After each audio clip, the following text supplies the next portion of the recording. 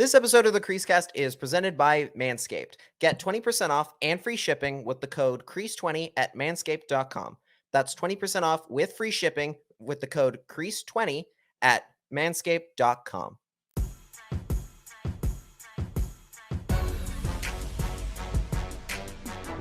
This is the CreaseCast.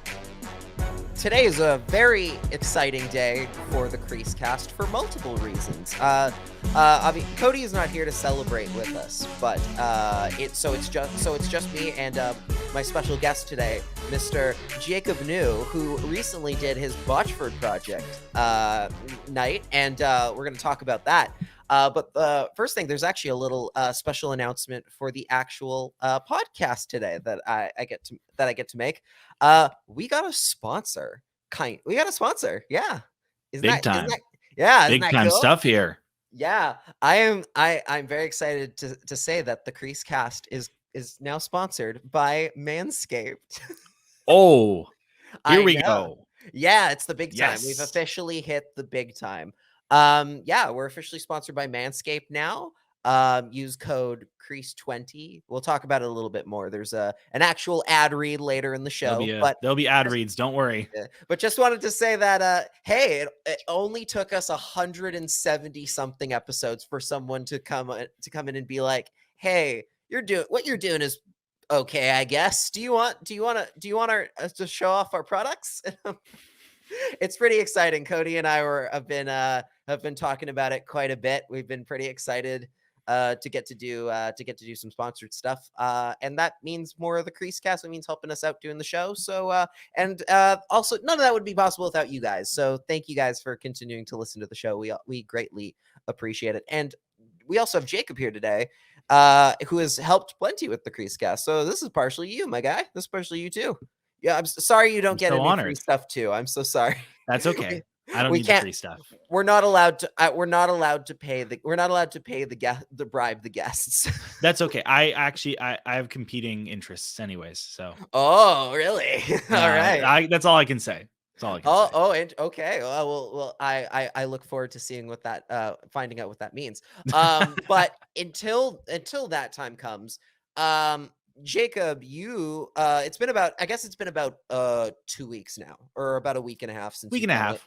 Yeah, about a week and a half since you got your Botchford Project night. Obviously, Cody and I are both alumni of the Botchford Project program, so we're always very excited to hear how you guys do. And you got kind of a hybrid mixture of Cody, in my experience, because you got the you got more so the normal media media coverage that that myself, Clarissa, and Arash got when we did ours last year because of COVID restrictions. But you did get the group element and everything. Yeah. With Madeline and Adam. So yes. Overall, just like, walk us through the experience. How'd it go? Sure. It was a real fun experience. We ended up meeting everyone just like same time. We were all scheduled to go around like just before 10. So we had morning skate. We were pretty much, it was funny. I was the one that was thrown to the wolves right away to get the interview done first.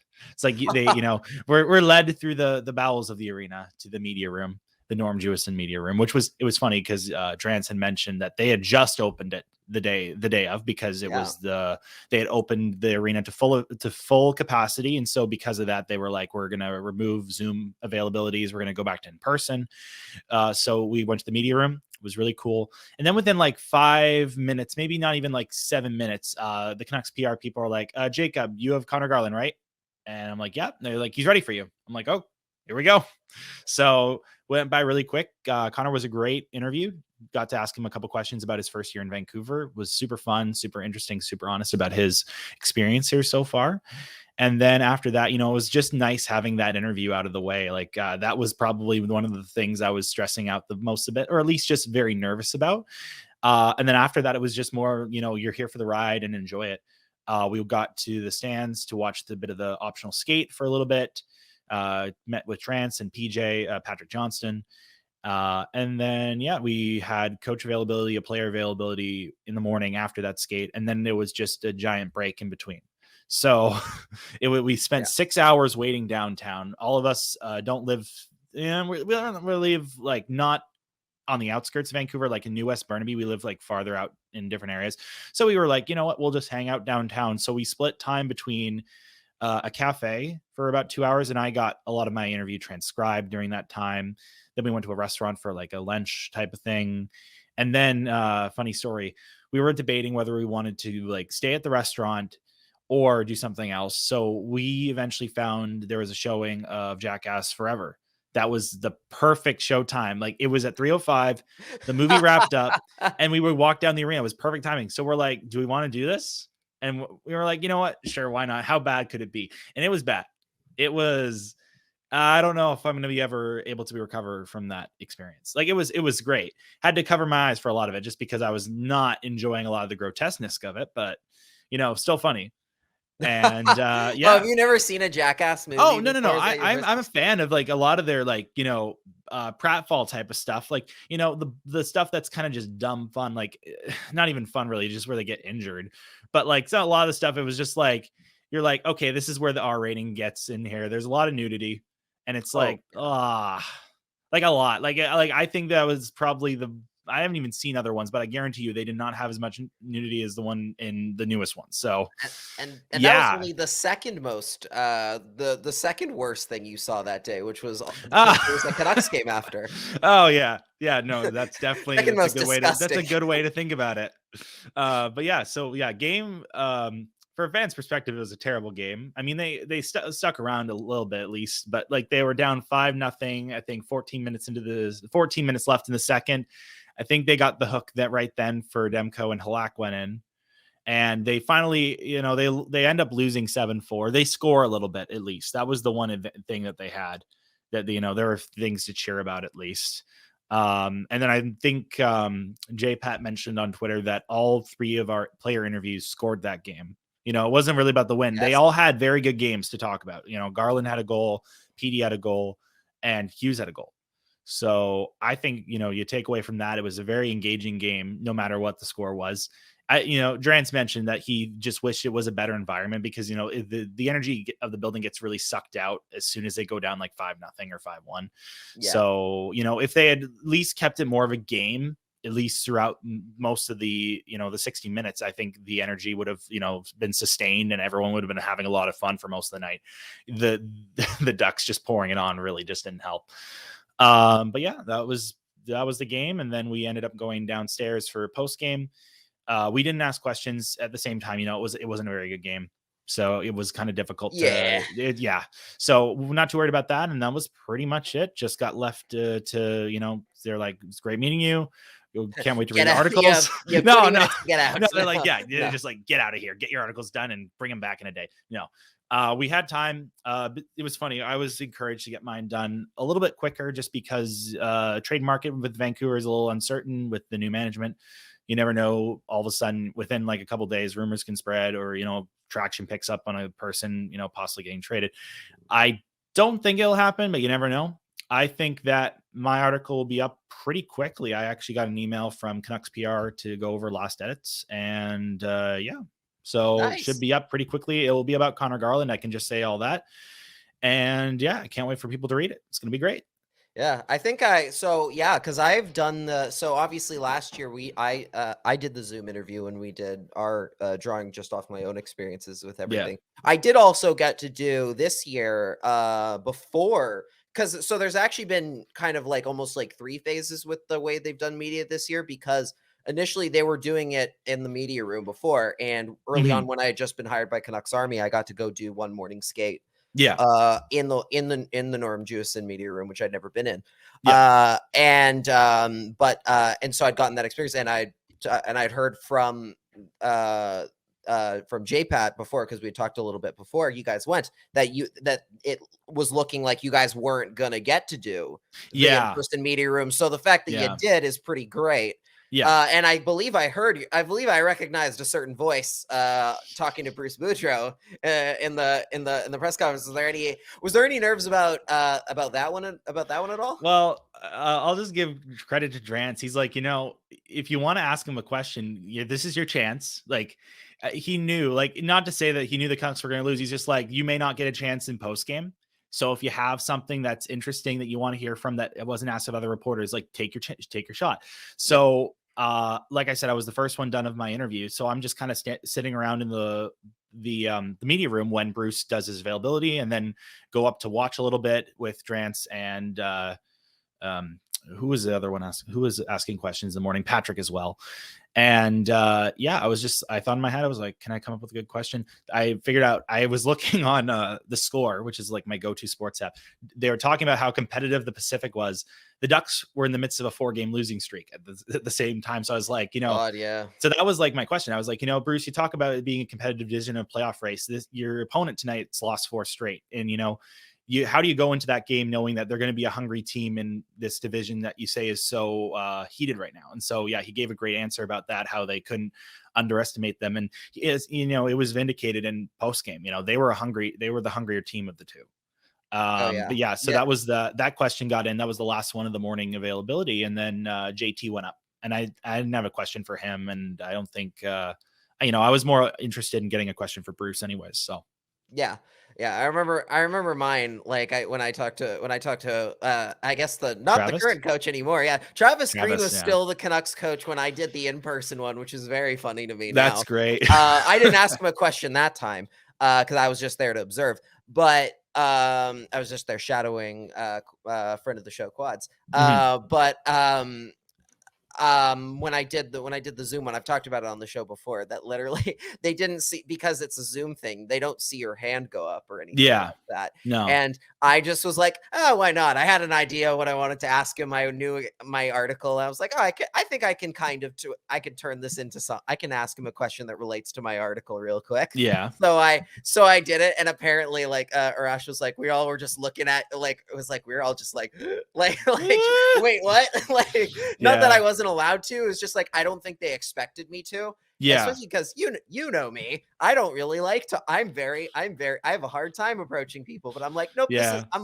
This is my comfort zone. I'm okay. Yeah, with this. Totally. In this scenario, I'm very comfortable. It was like, so it was that first nerves for me. Like, not that I feel like, I don't know about Adam and Madeline. Some of them were doing their interview still. I think they came back, and Drance also said like, hey, like, you want to get a question and go? And they're like, no. They were like, I'm good. And I was like, you know what? And at first I was like, chew your head off, Bruce Boudreau. Yeah. Famously very angry coach. Yes. But like for me, I viewed it. I was very nervous. I was like, you sure? And Drance was like, yeah, just do it. I was like, okay, you know what? I formulated a question listening to the conference, and I came up with it kind of just on the spot. I felt bad because I almost interrupted the Athletic Anaheim reporter, because he had just done the question before me. So like, I wasn't sure when Bruce was finished his response, and I wanted to get my question in. So I feel bad if, like, I think you might have heard like a little bit of like back and forth just before my question. That's just us like, oh, sorry, I didn't mean to do that. Yeah. But yeah, so really cool experience. That's the one drawback of not having Zoom, is at least on Zoom there's the hand up option. You just do the hand up. You don't get to do that in real life. Do they have like a Canucks PR being like, Lachlan Irvine, Canucks Army, like do the narration? Oh, I haven't heard that one. I haven't gotten that one yet. So I'm still waiting because like you're just waiting for it's like David Quadrelli. There's like David Quadrelli, Nation Network. Thomas Drance, The Athletic. Yeah, they just say that over Zoom, and hopefully we don't have to do that at all. It's just they see your face in the media room, and you can just identify yourself if you're new or whatever. So yeah. And then the one thing I wanted to ask as well is, when you did your interview with Connor Garland, so did you just get a room? Basically, did they just give you guys basically a room to yourself, or like? Oh no, or we did it in the hallway. It was just in the hallway there. It was just in the hallway outside the media room. We found 2 like old Rogers Arena, like just. They brought you a chair. Okay. No, they didn't bring me a chair. I just found 2 chairs. I just was like, they're just sitting there. I was like, hey, why don't we just sit here, put my recorder on the floor, had a notepad. And then I was just like, hey, just want to ask a couple of questions about, your first year. Like we talked a bit about him coming over, that uncertainty. Well, too much of your article. You don't have to give us everything here. Oh, well, I'm giving a little tidbit. Talk about a little bit about Arizona, him coming here with Oliver. And it was also a good article this morning, actually, I think from Harmon, who talked to Oliver Ekman-Larsson for The Athletic about him coming over from Arizona, which was interesting. Yeah. Mine doesn't focus as much on Arizona. It focuses more on this year, but here, that's the lead. That's the lead. I'll give you that. There you go. There you go. Nice. I look forward to reading it when it comes out. I'm sure we'll share it on all Of course. CreaseCast I'll be socials. promoting the heck out of it. Of course, for a small fee. No. Time to go on like a, there are book tours. Time for just an article tour. No, I don't have a book. I'm just gonna be selling paper copies of my one article. Oh, I I'll see. I was gonna say you just write a book about doing the article. Like No, it's like my day, my so one it's like day as a reporter. Yeah, by so it's like Jacob. just write one entire book about my Botchford experience and become there's a like best-selling author. there's like a picture of Connor Garland, but then you in front of it, like, like just like it's just No, you. yeah. It's just all about you. Yeah, exactly. I'm going on please, the no. road, guys. No, oh man. There's a Yeah, merch. that's funny. There's merch in the store. Buy CreaseCast merch. Time to Subtle make a trifecta project merch. Like you got 3 Botchford recipients.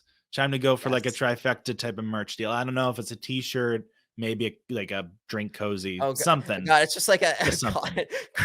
it's just like something. It's something really obnoxious. Like, I don't want CreaseCast anything back too to back obnoxious. to back That's- Botchford. I don't want that. It's like I a would world veto that. champions. Oh. It's like we're not gonna do that. We're not gonna That's do like that. that'd be like Lightning winning the cup this year. Only They're gonna do the back to back to back. It would be it'd be very funny in a WWE heel kind of way, Yeah. but our show's not big enough to get away with No, that. we're not. So We're not what? gonna go. We have to be the nice. We're the nice guys. We're the baby faces. What would you think? We're the 12th most popular Canucks podcast out there. What do you think? Let's If see. you had to be honest, TTP is 6th, so I guess we're probably about. I joke that we're 12th. What do you think? 72nd. Okay, all right. Somewhere Just around wondering. there. Somewhere Okay. around there. Just check. 69th, actually. I think we just moved Nice. into 69th Cool. recently. Yeah, and we should probably talk about the Canucks as well and some of their more recent endeavors. But before we get to that, one thing we do have to talk about a little bit. This is the bummer part of the day. We talked about it. I touched on it a little bit in the last episode. The Ukrainian attacks on Kiev, or the Russian attacks on Kiev, I should say. Mm-hmm. Yeah. It's been a very interesting week going on everything. Obviously, very scary, and your heart goes out to everything over there.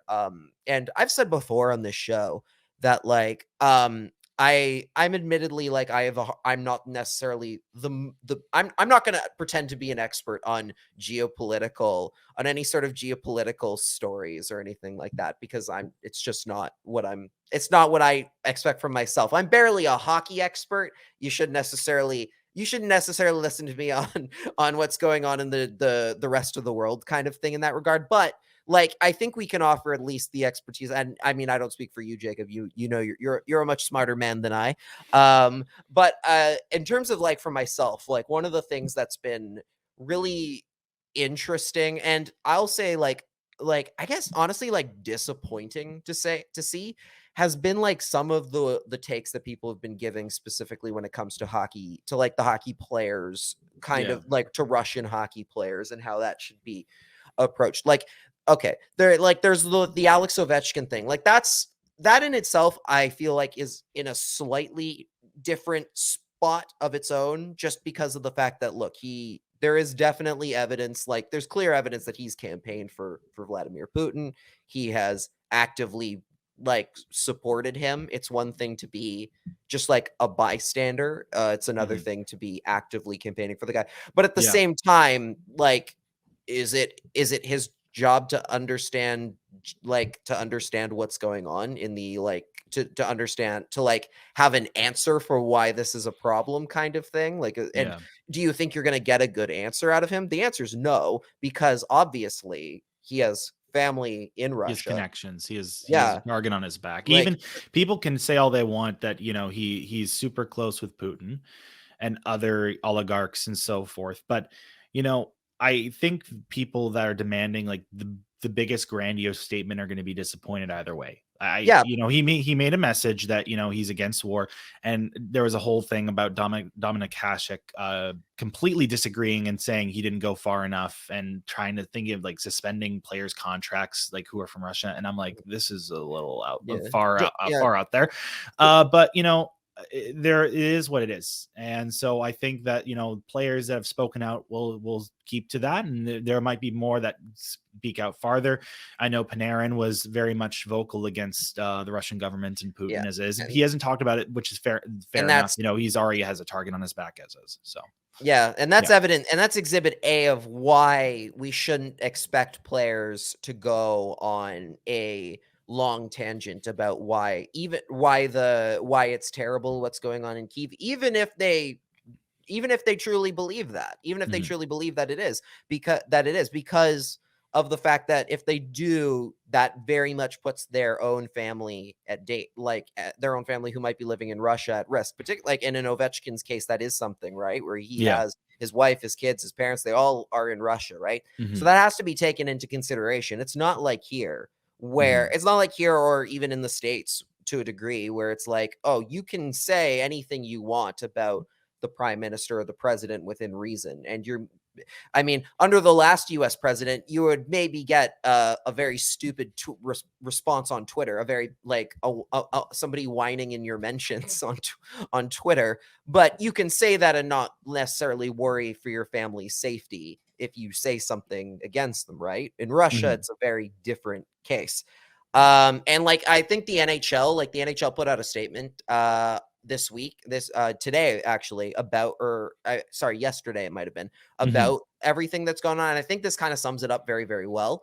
The National Hockey League condemns Russia's invasion of Ukraine and urges a peaceful resolution as quickly as possible. Effective immediately, we are suspending our relationships with our business partners in Russia, and we are pausing our Russian language social and digital media sites. In addition, we are discontinuing any consideration of Russia as a location for any future competitions involving the NHL. We also remain concerned about the well-being of the players from Russia who play in the NHL on behalf of their NHL clubs and not on behalf of Russia. We understand they and their families are being placed in an extremely difficult situation. And so here's the thing, right? Like the NHL, not generally known for having good, nuanced takes on this sort of thing.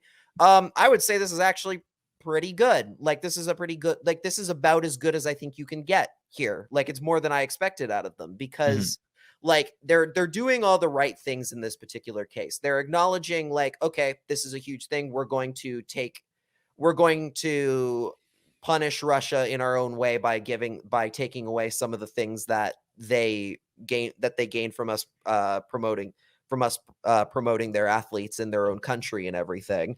But we're not holding that against the athletes.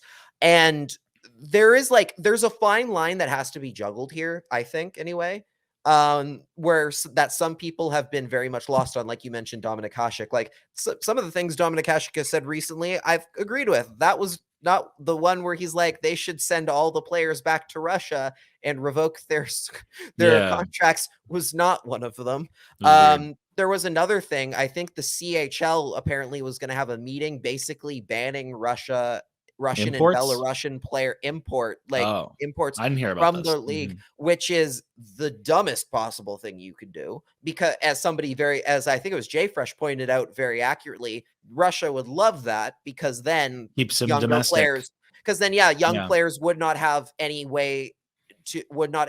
other junior development possibilities other than staying in the KHL and potentially not getting the amount of development that they need, and basically just being handcuffed into staying in their current situation, which is a terrible way to approach things. And so many people are like, there's a huge difference between, this is the thing that I think some people need to understand, is there's a huge difference between, say, banning a national program, a nationally run, government run program from competing or hosting major events that has a direct connection to the government making these decisions, as opposed to saying, we're going to ban everybody from this particular country from playing in our league or doing any sort of thing in this thing.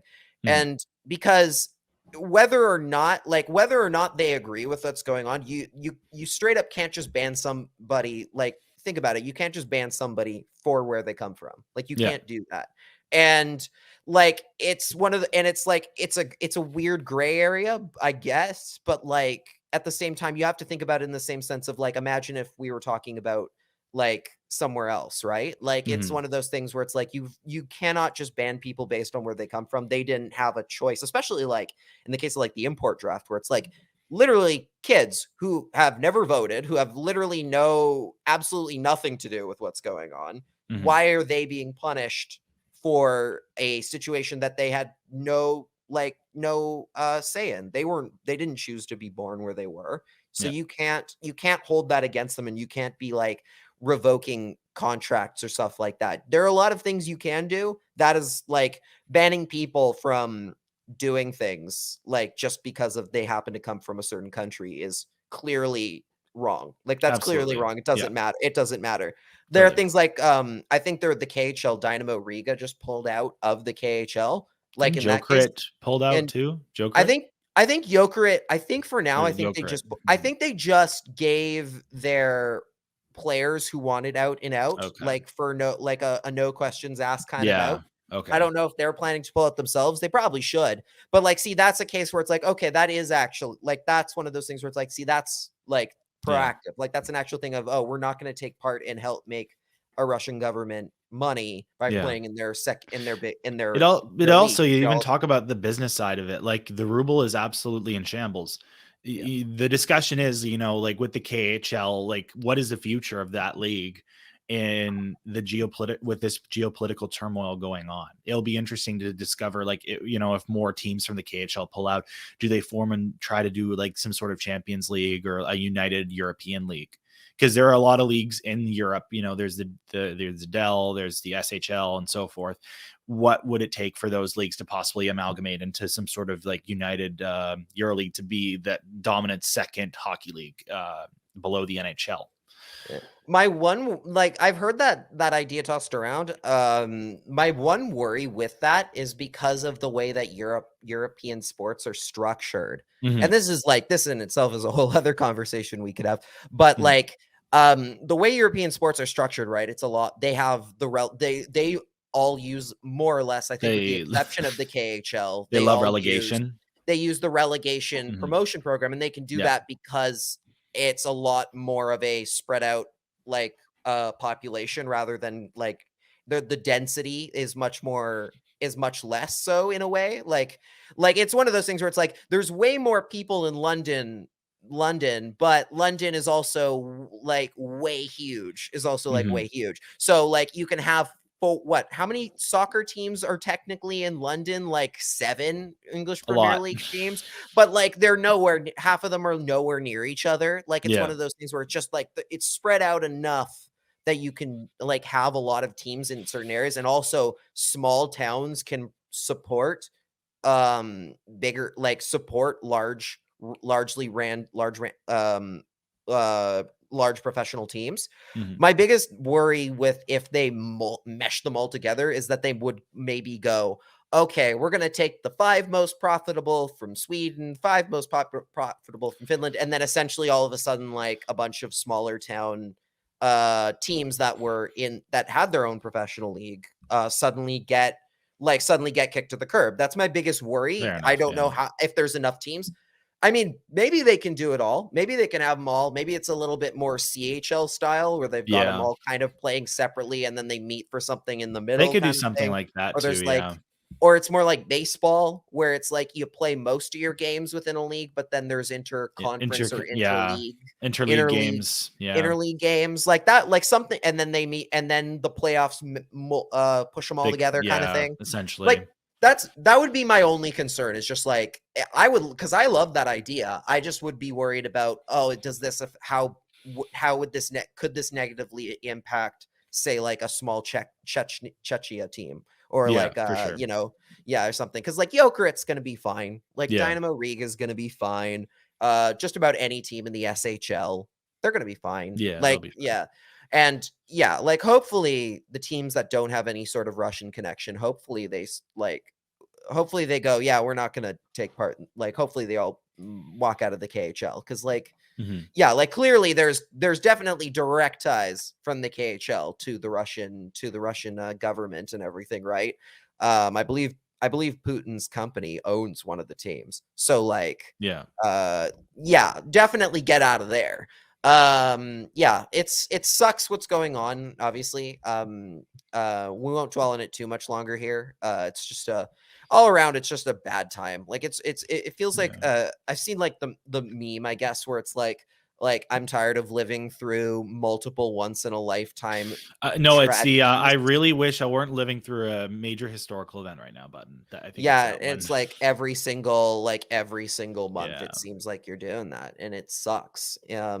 Some are getting better, obviously, with like the mask, like obviously like outdoor, like COVID is getting a lot better. Obviously mandates are getting lifted in a lot of places, so that's Yeah. great. But yeah, it just feels like a never ending just cycle of bad times. And that's not even including the Canucks losing 7-2 to the New Jersey Devils. They beat the Rangers. You They didn't did talk beat about the that Rangers. last episode, so That's we're gonna cover that, and their that's Devils very true. lost. Yeah.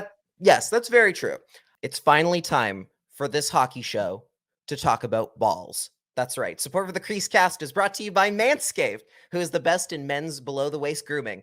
Manscaped offers precision-engineered tools for your family jewels. Manscaped recently launched the ultimate men's hygiene bundle, the Performance Package. Join over 4 million men worldwide who trust Manscaped with this exclusive offer just for you, CreaseCast listeners. 20% off and free worldwide shipping with the code CREASE20 at manscaped.com. If my math is correct, that's about 8 million balls. We at the CreaseCast are so excited to have Manscaped on as a sponsor, especially because they have graciously sent Cody and I our own Performance Package 4.0. We each got our own. We're not sharing one, just to be clear. I look forward to this day more than any Amazon package that I have ever ordered. And that is because this comes with the Lawnmower 4.0, which is a 4th generation trimmer that features a cutting edge ceramic blade to reduce grooming accidents thanks to their advanced skin safe technology. And it also has a 400K LED spotlight you need to have a more precise shave. It also came with their Crop Preserver Ball Deodorant, their Crop Reviver Ball Toner. Ooh, fancy. And it came with a charging stand, as well as a couple free gifts, including these lovely Manscaped undies. Check those out. And a travel bag to put all of those goodies in.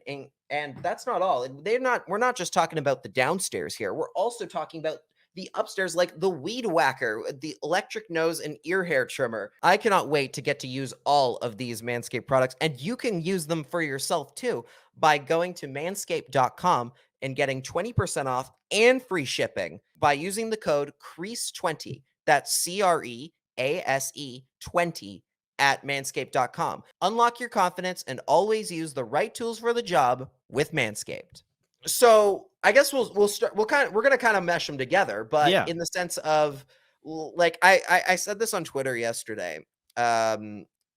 With the Canucks, there is something very comforting to me as somebody who lived through the eras of like the West Coast Express teams, Yeah. the like Dan Kluche, Sammy Sala, Matthias Olin. Those early to mid Sedin years. Yeah. From The like early to mid Sedin years, to right? 08, 09. Yeah. Right to like I would say it ended right. I mean, I guess it technically ended the year that Trevor Linden retired and Marcus Naslund went to the Rangers. So that would be like 09. Yeah, 08, Like 09. the first 2 years with Lou. Because like even when he was there, like even when he came in, like it was clear that he was kind of the duct tape holding it all together a little bit. Not a little bit, a lot. He got Hart Trophy votes in 07 and didn't win. What a joke. And he literally had finished second place in the Vezina and the Hart and somehow didn't win either. I will never not forgive the NHL and for denying him 2 different awards. How does he not, like, if you're voting him for the Hart, if you're seeing he's going to get second place for the Hart, how are you not like, maybe he should win the goalie award instead? Like, come on. Who won the Vezina that year? Martin Brodeur, because of course he did. Of course it was the Devils. Of course it was the Devils. Of course it was the guy who got famously had his stats buoyed by playing in front of like one of the best defenses of all time. Like, goddamn, like, yeah, classic Luongo never gets anything the easy way. Always got the hard way around. Let's get But back to the enough about my era. personal enough about tragedies that are personal to me. Just like there's something very comforting about, in a way, about watching the Canucks go and obliterate a team that they have no business winning a game against, like the New York Rangers, the team that's or the Calgary Flames, or the Calgary Flames, that's clearly in a battle for a play. Both are clearly in playoff contention. They're clear. Yes. The Flames are a cup contender more so than the Rangers, but the Rangers are definitely in the hunt and have a good shot at making it. So playoff caliber teams we're talking about. Yeah, playoff caliber teams, and then immediately going and getting their asses handed to them on a platter by the New Jersey Devils, by Nico Dawes. Their record, I think, is like it was 16-23 and something last night. I double checked. Now they're at 17, obviously, with their win. But yeah, they are in the red. They score a lot recently. They're on a bit of a scoring heater right now, but they are not in a playoff spot whatsoever right now. Yeah, make no mistake, they're not a bad team per se. No, not at all. It's just more so that it's weird seeing how, like, well, they're not great. I shouldn't say they're not. They have great. pieces. I mean, they're 19-30, so they're not that good. They have a 398, which is kind of shocking. Yeah. For comparison, the Canucks are at a 527. So like, oh my God. So actually, yeah, they're not doing super great. But like the Devils have pieces there. They have two of the Hughes brothers. They don't have the best one, but they have two of them. They have two of them. And they aren't utilizing one of them yet. Yes. So you can only imagine them when they're at twice the power of Hughes. Well, until double the Hughes, until they trade them all for JT Miller. That would actually be a not too bad. They wouldn't do that. They wouldn't do that. Jack and Luke Hughes for JT Miller straight up. That actually sounds not too bad. I mean, it sounds good to you, but they will not accept that. They would. It would be like JT and 3 firsts if the team wasn't good for those two. If they were actually in a playoffs, if they were actually kind of like in a playoff spot, maybe they do it. But no, like, where they are now, even if they were in a playoff spot, they would not do it. Jack is the future of that team. I mean, I guess so. But like after that stick, they don't have much. They don't. After that stick toss celebration that kind of cemented him in Devils like lore in his first like season, I was like, yeah, they're keeping him. They're never trading him. And even then, like the only way he leaves is if he leaves in UFA.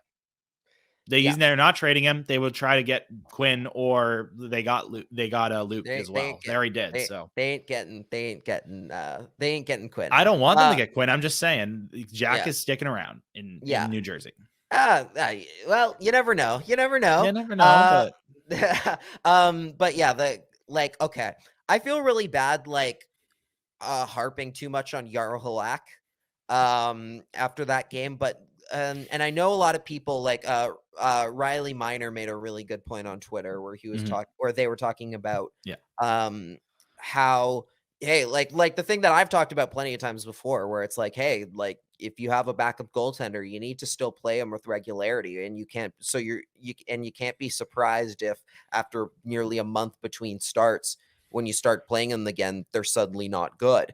Like you can't expect that now. And I'll kind of like as an addendum add on, like I think that like every goaltender is different, every goaltender is unique, but he is very right about that, or they're very right about that when it comes to Halak, because Halak in itself is a goaltender that plays best when you give him a lot of reps, when he keeps getting those chances in between. Like if you give him a lot of starts, he really can get into a groove. That's what I found for a lot of his seasons where he was a backup, and it was usually not like a 1A, 1B, but kind of that 1A-ish C where he got at least almost a third of the starts. Like he can play pretty well. Yeah, especially with the Bruins last year. You see it in the microcosm of that when he plays. Like he's often a very slow starter. Yeah, like you'll notice that he gets in a lot with the Devils game being kind of one of the outliers there. Halak generally gets better as the game goes on because once he starts to get a feel for the puck and the pace of play, he gets a lot better. But usually that means the first couple minutes could be a bit of a tire fire if you're not careful, which if the D doesn't get Oliver Ekman-Larsson and Tyler Myers were definitely not helping. Oh man, that was their worst game. That was their worst one from them. Yeah. That was their worst game by a country mile, and I'll give them credit. I thought that was what they were going. Thought that was what they were going to look like from game number 1. So the fact that it kind of took this long for them to have truly like a straight up abysmal game to the point of where it's like, oh, it is clearly you guys clearly cost us multiple goals. Yeah. Like for it to gut that long, I'm honestly like, you did a lot better than I anticipated. You've done a lot better this year than I anticipated. I'm willing to give you a pass on this one. But as far as like Halak is concerned, and as far as the Canucks are concerned, like the problem is like you can't trust right now. The big concern is you can't trust Halak to go into games at all, even with all of that said, because the last 2 games he's played, he's gotten hooked. And in his last 3 games, he's batting a save percentage of, I believe Daniel Wagner said it was like 633. It's definitely in the 600s. It was the new lotto line, as I coined it on Twitter. It was the 0.649. I was like, That's right. we don't need a Miller Pedersen Besser Miller Pedersen Miller line. We got the lotto line with Jaroslav Halak. I said he was Slav Halak. Yeah, exactly. And I got booed. I took it even a step further because we didn't even talk about that was a game he got paid his bonus for. It was his 10th start of the season, contractual obligation. Abysmal. He got the $1 million guaranteed prize draw, as I said. So $1.25 million to Yarrow for that performance. Not a good look. Yeah, not a good look at all. And the one night, if there's one bright side out of the fact that he got paid his bonus, it's that maybe it'll mean they'll just start playing him more regularly anyway, because it's like, there's nothing. There's you mean the Canucks will play him more regularly? Yeah, just in the sense of like, I think the biggest reason why they went so long in between starts beforehand when he was actually doing okay was because they didn't want to pay out the bonus. And I don't think it was about the bonus. I thought Demko was just on a heater, and they were more along the lines of, we'll play Yarrow when we have to, but Demko's the guy. But I don't think they're going to play him more regularly in this case. If those last 2 games prove anything, I think they're going to be more tempered and careful if he plays. If he ends up playing another like game where he blows that many goals through that quickly, and it's not his fault, it's a lot of it's just bad coverage from defense. But if he gives up another game where they're trying to stay close in this tight playoff race, he could lose them a potential spot.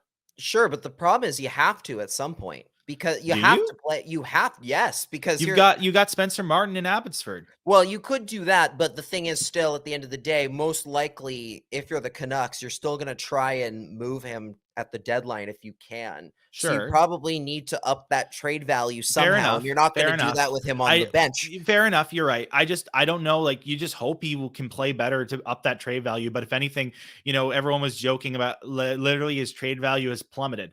And, he's not even, he probably just like, everyone was like, Yara's doesn't want to get traded. Rick Dollywell was all about, Yara's not going anywhere. He has the no trade clause.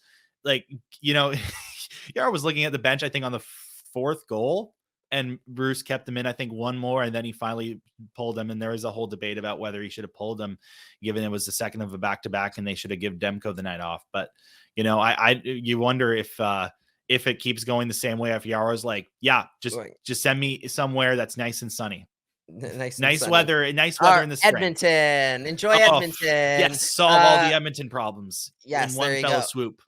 Yes, like I'll actually answer the backup question, like in terms of what you do. I think when it comes to like, okay, John Garrett talked about on the broadcast, the second the goaltender starts looking at the bench, you pull him. Yeah, they were talking about this on the show on Donnie and Dolly today as well. Yeah. I'll say for me, I'll say in my like personal experience as a goaltender, like I've always found that like every goaltender is very different on what they want to do in a game where they're having a bad night. Mm-hmm. Like for me personally, I think I've talked about this on the show before.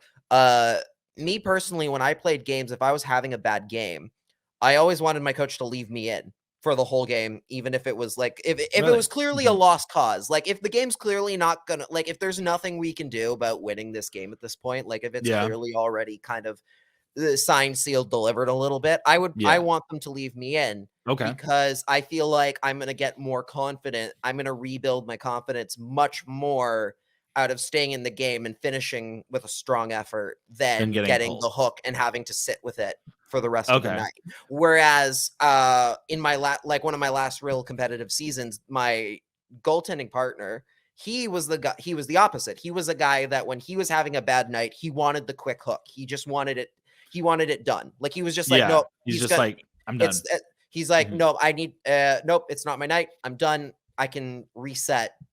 Put me on the bench so I can Next just start, reset. So I gotta can get ready. reset. Yeah. Yeah. And that was and we were each just different in that regard. And it worked out very well that way.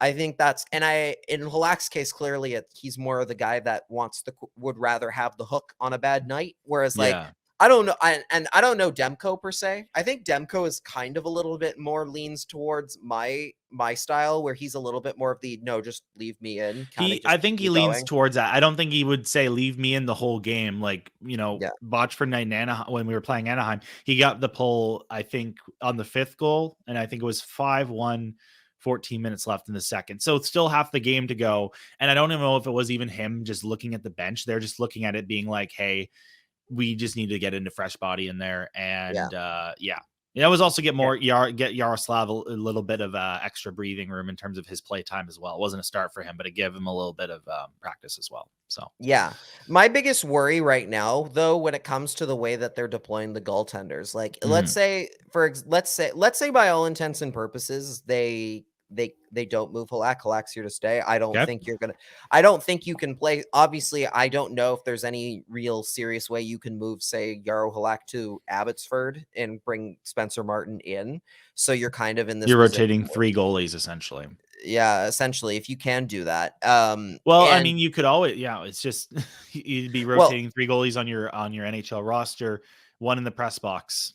Yeah, I mean, and my biggest concern right now, though, for the way the season is going, especially because, again, like, we can talk about how the Canucks are a playoff team based on a couple games all we want, but, like, and to be fair, they're not that far out. They're not, like, on paper, they're not that far out. Like, Vegas is currently holding the last wild card spot, surprisingly enough. That's a new right development. now, They dropped out a little bit. With 62 points. And the Canucks have 58. So they're only 4 behind. The Knights do have 2 games in hand, They have 2, though, okay. which is the kicker there. However, like, so they're not but they're not crazy out of it. Okay. The problem is that the Canucks clearly aren't that good enough to win games when Demko isn't playing. No, he needs to be Vezina not only when Demko isn't playing, when Demko isn't playing at absolute mad lad level, which is most nights, but sometimes it isn't. And sometimes you just get Demko'd. For me, the biggest worry, the worst possible outcome the Canucks could get here is finishing either in kind of that first, second wild card spot or getting near it, and pushing hard for that spot, and then Demko gets hurt before the end of the season because they've overplayed him. Yeah. And now all of a sudden, either you make it in without your number 1 goaltender by the skin of your teeth, only to get absolutely slaughtered by like the Colorado Avalanche or something in the Calgary first round, or Calgary or something, or even worse, you end up in a situation where you just miss, and you have the worst odds in the lottery. And now your goaltender might, but depending on how severe the injury is, like an injury might be, like you could be starting next year without him. My biggest worry is mostly just about how do you make sure that you preserve Demko that you preserve your goaltender and don't overcook him before you get to a point where it really matters that he's at 100%. Yeah. I don't want them to get into this habit of playing him 1,000 games a season, or playing him way too much. Yeah. And especially in games that have little to no impact on their future, only for him to and it potentially coming back to bite them in the ass. Like the example I always come back to is with Cam Talbot in the Oilers, when he had that one great season, but they played him 72 games and plus playoffs. And then the very next year, he's absolutely burnt. And it snowballed into years of him not being able to be the same goaltender that he was because he lost his confidence. He didn't even get hurt. He just lost his confidence because he was so burnt out from the previous year. He was already gassed. Was that the year they played San Jose in the second round? In the first round, yeah. First round, sorry. And then they lost to Anaheim, I think. Yeah, yeah. sorry. Yeah. So, like, it was one of those cases where it was like Cam Talbot lost, I would say, honest, like 2-3 years out of his best, two potentially of his best possible years out of his career, simply because they overcooked him in the first one. And my biggest concern is just like, what if they burn out Demko before they really need him there? They really need him to be at that, like, Vezina Trophy, Hart Trophy caliber best. So I'm just of the mindset of like, I'm not saying obviously don't play him a bunch. Just don't overplay him. They got to be very careful about how they deploy him. And that's going to be interesting. I think they do have quite a few back-to-backs as well, which, obviously they don't want to, like, that's just for the rest of the season. Obviously they are not going to want to get in a situation where they have to play Demko in back-to-backs. That's just going to add on to a possible pressure cooker situation if he gets injured. But at the same time, like, does it inspire confidence that you're going to send Jaro Halak in games against non-playoff teams and then have games where all of a sudden you're looking at the scoreboard and you're down 4-0 before the end of the first or something? So we'll see. It's going to be interesting, going down the line, especially it'll be very interesting come the trade deadline, especially as that week just beforehand.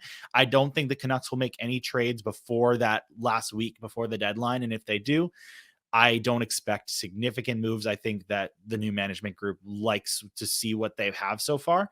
And if any trade is happening, it's something that, it's going to be one that sends a player that's on an expiring contract for an asset because they don't think it's going to be worth signing, like a Tyler Mott. I think Mott's most likely to get traded, even though there's a lot of people throwing out saying, it's a big rehaul. Miller's possibly gone. Like, Garland, they're calling on everyone, but I doubt there's no offer that's going to just sweep them off their feet and say, yes, big move. Here you go. Now you say that, but one thing, so yeah, we are technically like fully now in trade deadline season. Yeah, we're coming up on it. This is it. One thing that did pop up recently. So I think we talked about it on a previous episode before about the hilarious Larry Brooks article that definitely wasn't direct from Rangers Rangers front office in any way, shape, or form. Talking about how the Rangers were going to would not start any trade, would not start any JT Miller trade unless it's for like Philip Cheadle is their highest possible asset they'd be willing to give up. Philip Cheadle, who infamously was a healthy scratch when the Canucks played the Rangers on Sunday, because he has not been good. Now, apparently there have been players worse than him, and it's weird and apparently, I guess, according to Rangers people, it's weird that they weren't playing him over some other guys that were in the roster, but still. This healthy scratch is the only option that they will ever trade for JT Miller. Definitely accurate. Yeah. And interestingly enough, since the Canucks played the Rangers and won that 5-2 game, which Thatcher Demko was incredible in, and JT Miller was great. He kicked butt. He was awesome. Like, great timing. Like, talk about perfect timing. Perfect showcase in New York, in the Big Apple, showing what he can do. Not saying he's going to New York. I'm just saying if New York's interested, they literally can. If he can get Tyler Myers to score a goal, he can get anyone to score a goal. He scored in the same building that his brother played earlier that day. There was tweet from Quentin Grimes about it. That was, I thought, was really cool. That was lovely. That was awesome. That was beautiful. That was hockey is very beautiful good. Sometimes. Yes. Very rarely, but sometimes. And then of course Alexis Lafreniere scored on his future team, which is a little weird. Which is why I get to this point. Larry Brooks recently had a new column about the JT Miller saga, and very suddenly, the price has now gone up. The price the Rangers are willing to pay for JT Miller has now gone up to Capo Caco, which is not like, here's the thing. That's not a like the worst offer I've heard, but like it's one of Come those things on. where it's like, okay, you're getting closer. You're Like getting you up can, there. I think the Capo Caco, the fact that that came out in a column to me anyway shows, and you and I talked about this earlier today, Yeah. about how the cracks are starting to show on the Rangers poker face a little bit here. Yeah. Where I honestly think that this is I guess this is my bold prediction here. You just Okay. talked about how you think just about no one That's who isn't on an yeah. No, expiring yeah. contract But I is going to get also, traded. yeah. I'm going to say right now, I think come trade deadline, I Okay. think JT Miller will be a New York Ranger. Okay. And the reason that is because I think we're very clearly seeing the Rangers starting to sweat a little bit. And In they're going to terms start of doing just in their own playoff position in their division, in or their own playoff position, as well as their own playoff position and their own, they have their owners, James Dolan, notoriously just a swell guy. No, I'm just yeah, with a big asterisk. Yeah, I don't need to tell you much about James Dolan. Most people are yeah, very familiar with his antics if you've ever heard about if you've ever Googled the New York Knicks before. It and his band, his really weird band. It's one of those things where he is very much I will spend the one thing that you can't say about James Dolan is that he's not willing to spend a bunch of money on the on ice on court product or whatever. And look, if he wants JT Miller, the Rangers are going to get JT Miller. It's just going to come at a massive overpay. I think the word also you're looking for is that James Dolan is not patient. James Dolan is not patient. That's correct. There were major moves correct. in the Rangers essentially where I think the president and GM everybody. both got fired because they were not willing to be on the same side, even though technically the Rangers were looking in a good spot. Like, a lot of people in the hockey world, they're like, hey, the rebuild's going well. They were transparent to the fan base and everything. We're starting to rebuild, and they were looking good. And then all of a sudden, just randomly out of the blue, both gone.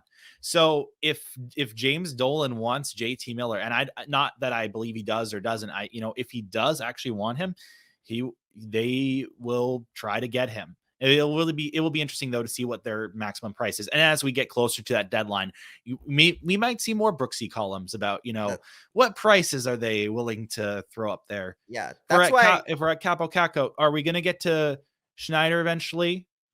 Or, get to Lafreniere. That's Lafreniere. my big thing. What was the other? There was another draft pick though. There was it was Kravtsov. There was another one though besides Kravtsov and Schneider. I'm thinking of though. It was I think a defenseman. Yeah, there's a couple more in there. Like obviously the one, obviously as much as I would love to see Adam Fox in a Canucks uniform, not happening. That's the one. That's the one player on that team, and like Shesterkin as well, where I'm like, oh, there's no way in hell they'd ever let him go. Nope. Keandre Miller, maybe. Like there's like I think good, the Ranger. I think the Miller Rangers, for Miller, 1 for 1. Miller, yes, I'd be down for that. Like no, that's you got to add a little more than that, but I mean, you have to add more. You have to add more. But my point is that I was on Sportsnet 650 on Saturday with Quads and Faber, and I didn't say the name on there because I'm not an insider. I didn't want to add too much fuel to the fire with Irvin, zero intel to back it up. NHL insider. But I honestly have this idea in my head where I'm like, okay, look, if you're Jim Rutherford, what's the best way you're going to sell a JT Miller? And I talked about this part a little bit on the radio where I was like, I think if you're Jim Rutherford, you have to sell this to your team, to the players more than you do to the fans themselves, because they're the ones who are going to see you moving out JT Miller. So whoever you get back, you have to be able to go, oh my God, look at who we got to replace him, right? Yeah. It's one of those things you can't just sell him for draft picks, as much as that would be the most prudent thing to do. You can't, the most fiscally responsible. Mm-hmm. The players would be it would be instantly pissed about it because it'd be like, so you tanked our playoff odds by trading away our best player, gave us nothing new to replace him with. And now we're expected. And now the ironic thing though, the ironic thing though is about that is that in previous seasons, they've done they've stood pat and be like, we believe in you. And then they just don't do it. They either miss a play. So that would be a different direction for them. If they actually traded a player And I'm not saying that they don't get draft. They could get players that would go in the minors because they need to develop. But then they go to the players and say, hey, you know what? We thought this year was a really great preview of what we can do in the future, but we needed to make a move for this organization that sets us up for a cup in the future. We don't think the cup is coming this year. But and, I think that's a pretty accessible message to send to them. That's it's accessible, but at the same time, for a lot of these players, they've already been around for so long that you can't just go, oh, it's going to take us another 5 years. So you have to like really give them this is not instant, but it's real close. I think those players, like if they bring in like draft picks that are already been made, like, Braden Schneider or on those levels, those are closer. I'm thinking it would be more of like a player and a prospect and a pick, not a first, probably a second or a third. I think those trades would work. And you could say, hey, these players are almost here and they are going to bring this team to the next level. Because I think that would work. And this is why in particular, I'm saying, I think that there's again, it's a long shot that it would happen. But if a trade with the Rangers does happen, I think the best chance of it potentially happening would be something like, yes, like Jim Rutherford going and being to his players and being like, yes, we traded JT to the Rangers, but here's Alexis Lafreniere to replace him with. It's one of those things where it's like, oh, maybe he's not the better player. Right? Maybe JT Miller is the better player than Alexis Lafreniere right now, but the odds on him being the better player sooner rather than later is very likely. Yeah. So that's one of those things where you can somehow not only we traded our best player, but we didn't replace him with nothing. We replaced him with a very good hockey player in his own right, who maybe can't replicate exactly what he did right now, but down the line, we believe he will be even better. Mm-hmm. That's why I think something like that is more where this could go if a Miller trade happens. I really do think that Lafreniere might be the guy that ends up coming in. Hey, I would be very intrigued by that. I would be very intrigued and curious to see how that works out. And again, it all matters. But yeah, really, again, that kind of a trade, I'm not it entirely hinges on how desperate the Rangers get to make a move, right? Yeah. If they can't, because again, the Canucks are in no position with JT Miller to have to accept any trade unless it wows them, right? So they don't have to do anything. They're not in a rush with that. Where I will say, you mentioned Tyler Mott, that's the one where I'm like, okay, I'd be very concerned if they kept Tyler Mott. Not because I don't love Tyler Mott and I think he's a great player and I think he's really awesome on the fourth line. I just look at the future for him and I'm like, okay, the amount of money he's going to get in free agency is probably not an amount you should be investing in a fourth line again, considering this is exactly what happened with the last regime. Mm-hmm. So if you don't trade him and get no assets back in return, I will be a little concerned. So that's why I'm like, okay, the UFAs are the much more important fish to fry. Yeah. Start working on those guys, particularly guys like Juho Lammikko, man. You can maybe sell him for Alexis Lafreniere at this point. He could be getting a payday though. Juho, he's been great this last couple weeks. The Emperor's new groove. He's had since he's come to Vancouver. It's been a good one for the Llama. He's having he's setting up like Wayne Gretzky. The man is in the cooking. Office. It's impressive. I guess if there's any final things to get through here at the end of the day, I'm just trying to think if there's anything else. I mean, the Islanders are coming up for the Canucks. Yep. Obviously the Islanders gave them a lot of trouble. Halak gave Halak a lot of trouble the last time they played. Yeah. What kind of a game do you expect out of the Canucks against the Islanders? I don't know, honestly. It'll be interesting. Okay, so Islanders, they're 20, 22, and 8. They're out of the playoff spot right now. It's a bit of an interesting scenario for them, given they had such high expectations. They played some of the most boring hockey imaginable to make them to get themselves to the conference finals and lose to Tampa in previous years. And this is an underperforming year for them. So with that in mind, and how the Canucks perform with people that they seem to, I don't want to say not take seriously or what's the word? What's the phrase they've been using? The compete levels not there. The no. It's playing down to their competition. That's how I like to say it. So I expect the Islanders. I don't think they'll be like a blowout like it was last time. I think the Islanders win. I think it might. Hey, you know what? I say it goes to overtime and the Islanders win in overtime. I think it's going to be a 4-3 game. Let's toss Oh it my out there. God. It'll be interesting. But yeah, I just see it's just with those teams that are like below average, not performing well. It seems like they just find the perfect opportunity to get up to speed and get in sync against the Canucks. I don't know what it is about the Canucks. They just always find a way to, get, whether it's their preparation or the fact that they're like, hey, this is a team that constantly cannot always be like, they're not consistent in certain ways. So if we strike early and play a good game, they can get to them. So yeah, I'm going to say Islanders 4-3 in overtime. Oh, wow. Full score prediction. All right. Yeah, let's go. Yeah, for me with Vancouver, again, I'm very much in the case of like, I just want to see them play consistently strong hockey. I don't care about I the want that too. results. Mm-hmm. I don't care much. I don't care as much about the results. Like if they lose games, if they lost every game down the stretch, but every single game, the effort was clearly there. The attention to detail was clearly to moral there. victories, are we? Yeah, not so much to moral victories. Like it's more about I act like I don't want to watch the Canucks lose. I'm tired of watching the Canucks lose games simply because they didn't put in the effort required to win. Like that's more frustrating to me than anything, right? Yeah. Like if they're just playing the right kind of like playing properly and they're doing their best clearly and they're not taking shifts off, I'm a lot less like, oh, I'm a lot less worried about if a loss comes through, because I'm just like, okay, you actually put the effort in there. You're just not good enough to compete with these teams, and that's fine. Mm-hmm. With the Islanders, like the Islanders are in a bit of a weird spot right now because, of course, they have a lot of games in hand on everybody, mm-hmm. and that's kind of the thing. Like you mentioned, taking the opponent too lightly. The Islanders are one of those teams that are definitely going to burn you on that if you're not careful, because of how like they have so many games in hand on people that.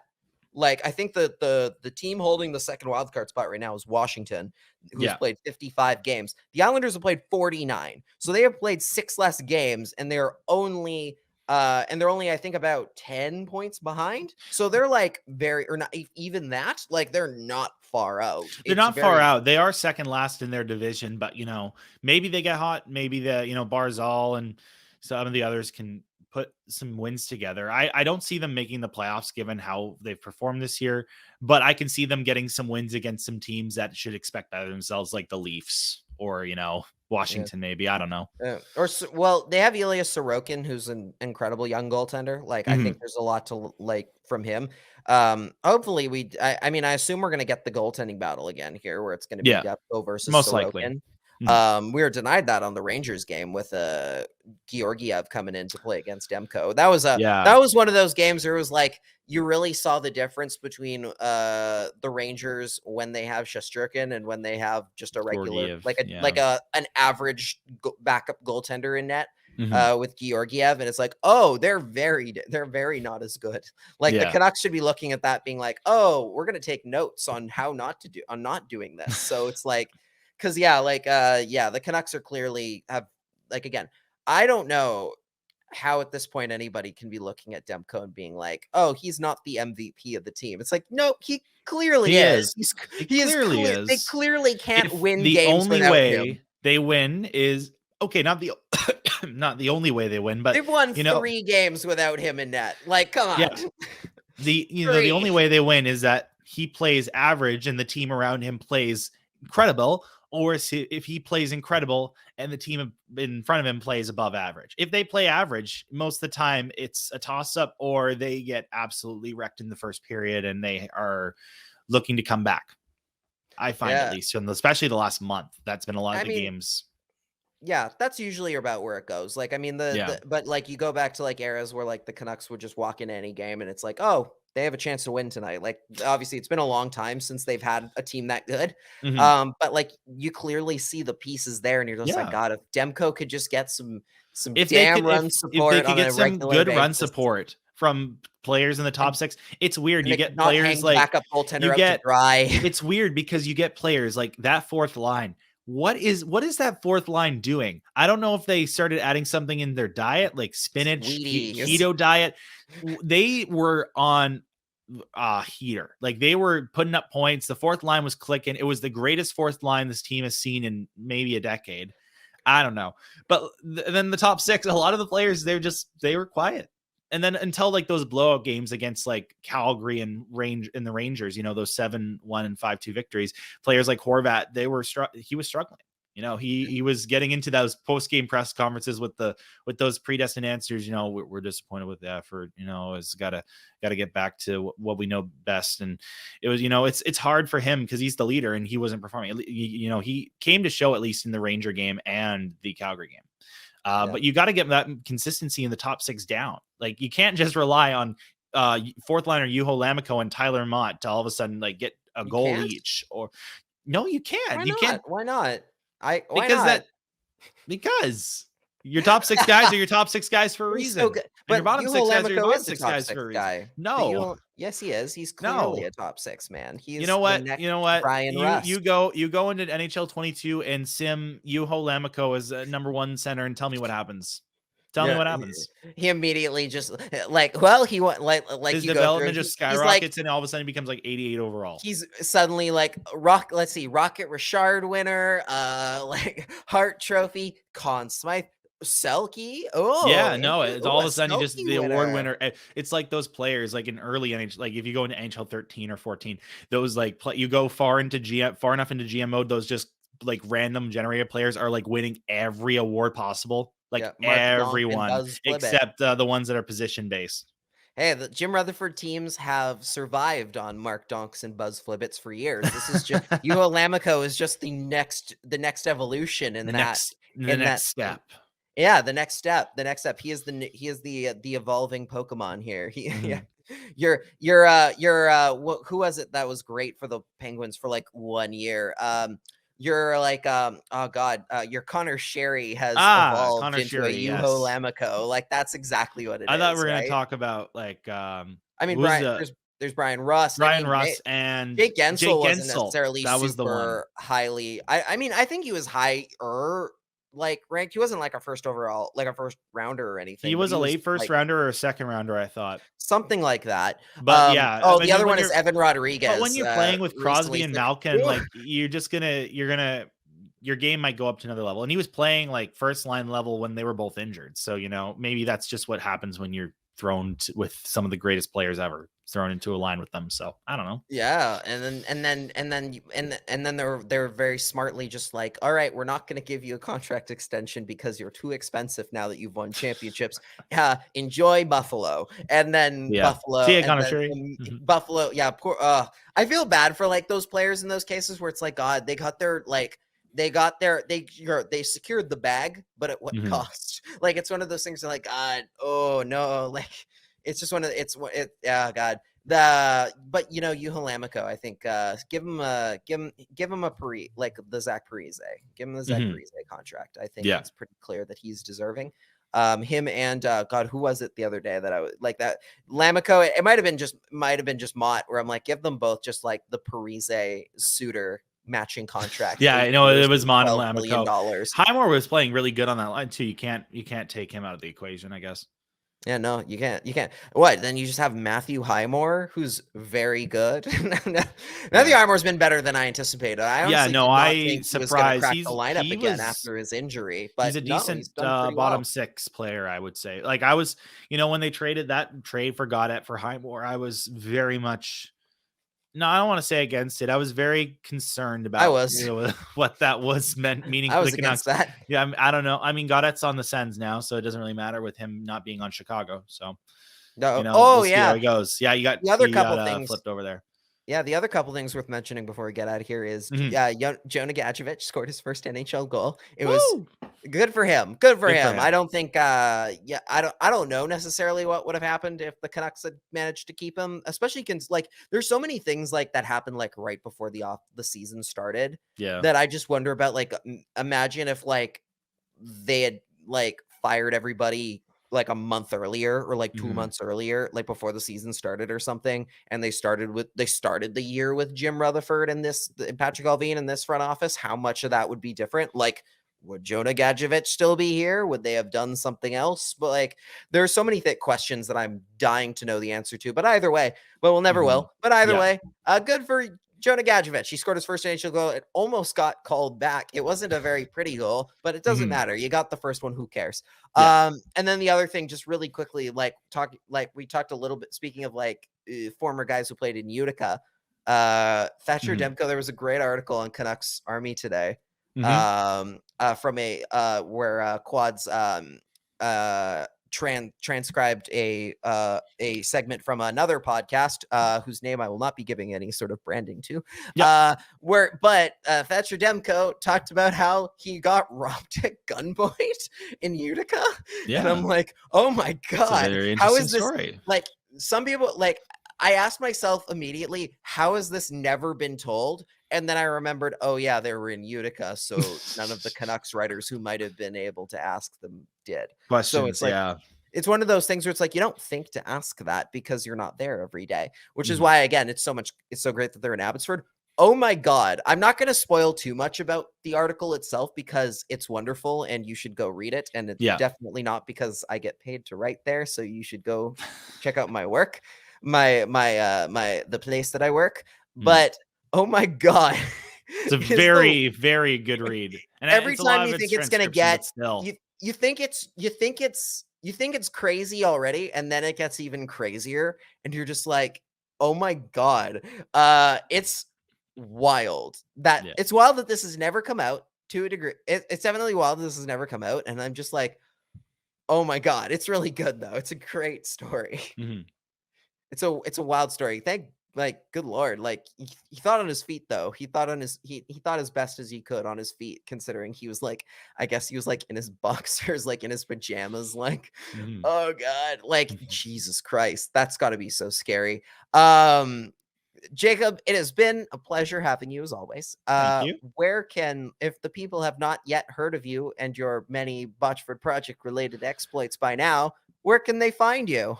They can find me on Twitter at JKMNEW, JKMNew on Twitter, as I said, and Instagram, Jacob KM New, and there's periods in between Jacob, KM, and New. I'm over explaining this. Also, before I go, speaking of fellow Botchford Project recipients, we want to mention a quick shout out to those that just were announced yesterday. Oh yeah, that's right. I forgot about that. So that was Trent Leith of Stadium Chinatown. There was, I think, Isabella, who works at Canucks Army with me. She works at Canucks Army. And then there was, I think, Daniel, who has worked with JD Burke at Elite Prospects, I thought. That's right. So I want to also done some Army stuff. He's done quite a bit of stuff. So I'm really happy he's got the experience. I want to give a shout out to them. I don't know if they're listening, but I'm really excited for them. I briefly chatted with Trent on Twitter.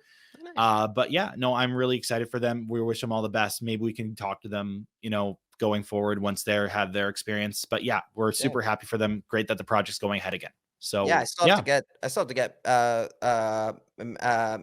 Madeline on and Adam on here. Well, yeah, I probably could get them on pretty easily. Yeah, eventually. I mean, originally the plan was to get all three of you on at the same time, but that's a hard thing to do. And a hard one in this day and age. That's a hard thing to plan out, especially without like studio space to do it. So, but other than that, for myself, you can go check out my writing work at canucksarmy.com. I write there pretty frequently. You can check out make sure to check out our Patreon at patreon.com/thecreasecast. If you really enjoyed the show, we have $1 and $5 tiers. In the $5 tier, I do Pacific Division power rankings every week. I missed a couple, but I have gone back and wrote one for those, and then I'm writing another one this week. So it's like I'm getting caught up a little bit, but then after this, it's going to be coming out accurately on Sundays. And then if you make sure to go check out our Twitter page on our Twitter page at the CreaseCast. You can also find us on twitch.tv/CreaseCast, where I do weird hockey related streams sometimes, like rank jerseys. I ranked outdoor jerseys. You did outdoor jerseys. We did the gold medal game with the Canadian women at the Olympics. I was a guest on that for a little bit. That was fun.